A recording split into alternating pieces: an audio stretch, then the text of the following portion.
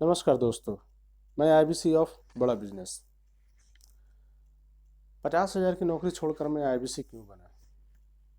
क्योंकि लगातार 3 साल डॉक्टर विवेक बिंद्रा सर को फॉलो करने के बाद में मैं ये समझ गया था कि लाइफ में अगर कुछ बड़ा करना है उसके लिए आपको बिजनेस करना पड़ेगा। जॉब से पॉसिबल नहीं है। तो इसीलिए मैंने तय किया कि बिजनेस मुझे करना है। और फिर मैंने इंटरनेट पे गूगल पे सर्च किया कि कौन सा बिजनेस मेरे लिए सही रहेगा, अच्छा रहेगा। तो फिर मुझे मिला इंपोर्ट एक्सपोर्ट का बिजनेस।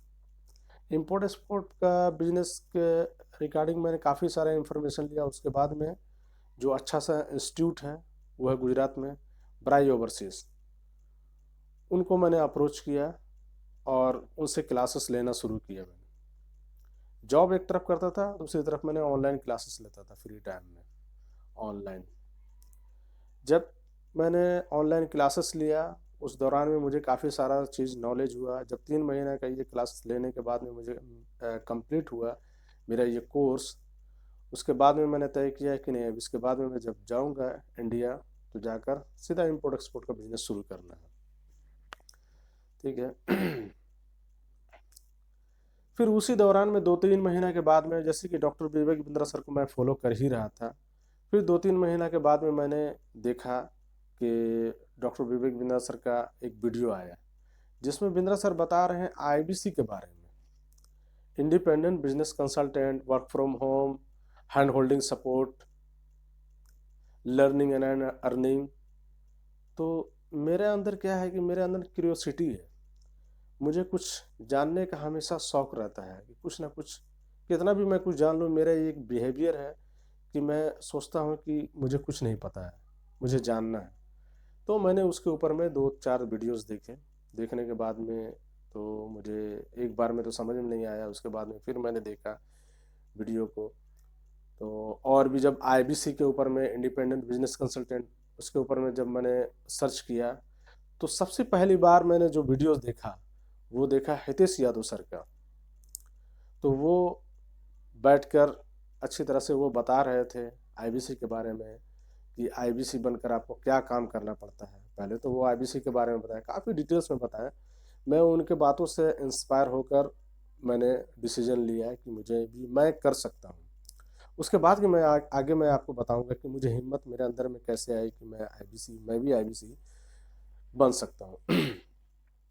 तो वो बता रहे थे जैसे कि आप इसमें as a consultant, business consultant, independent business consultant, as a consultant बनकर बिजनेसमैन को आप कंसल्ट करते हैं।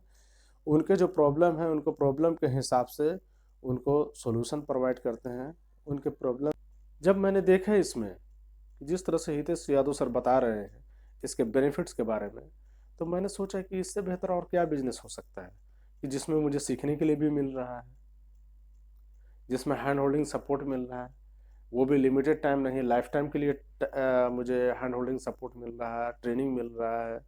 तो क्यों ना इस पे वर्क किया जाए। तो मैंने फिर पता किया कि जो मेरा नज़दीकी में जो ब्रांच था, तो मैंने पता किया कि किस तरह से हम इसमें ऑन बोर्ड हो सकते हैं। तो मुझे उसके बारे में और भी डिटेल्स में बताया गया। तो फिर मैंने ऑन बोर्ड होने का डिसीजन लिया। तो उसमें क्या किया कि मैंने पता किया कि कितना है इसमें सिस्टम, तो क्या है इसमें अमाउंट स्पेंड करने का, किस तरह से हम अमाउंट स्पेंड कर सकते हैं। तो जब ऑनलाइन पेमेंट करने की बारी आती है तो काफ़ी लोग डरते हैं। तो मैं पर्सनली विज़िट किया था ऑफिस, और विज़िट करने के बाद मैंने ये समझा था, लेकिन मैंने ऑनलाइन ही पेमेंट किया था। तो उसमें बताया गया मुझे कि आप, अगर आपके पास में अमाउंट है, अवेलेबल अमाउंट है, तो आप वन टाइम पेमेंट कीजिए। और नहीं है तो इसमें ईएमआई ऑप्शन भी है जो आप चूज़ कर सकते हैं। ठीक है, तो मैंने ईएमआई ऑप्शन को चूज़ किया। तो उसमें मुझे ईएमआई ऑप्शन में मुझे 24,780 ये अमाउंट मुझे स्पेंड करना पड़ा है।